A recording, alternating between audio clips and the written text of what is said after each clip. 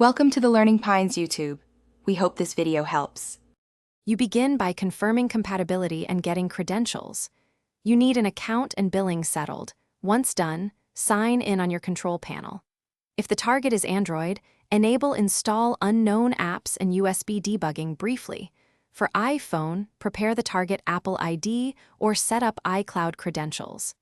Make sure notifications are permitted during setup so you see prompts. Start the installation now so you can move to linking the device. This first push prepares permissions and background access for data capture. Once the app installer runs, you'll grant the critical permissions it requests. You do this because the app needs access to location, messages, and files to report data. Configure stealth mode so the icon hides, but make sure you understand legal implications. Set sync intervals to balance real-time tracking and battery life. Also exclude the app from battery optimization to prevent kills. After configuration, verify a successful connection in your dashboard and trigger a manual sync to confirm live data flow. You complete the process by verifying that GPS, call logs, messages, and app usage appear in the dashboard.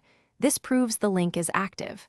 If something's missing, first check permissions and that the device has internet, then re-enable battery exclusion and accessibility access.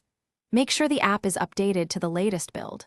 One key troubleshooting tip: if sync fails, reboot the target device and run a manual sync in the panel. This often clears cached permission states and restores reporting quickly. Thanks for watching. Consider subscribing if we helped you.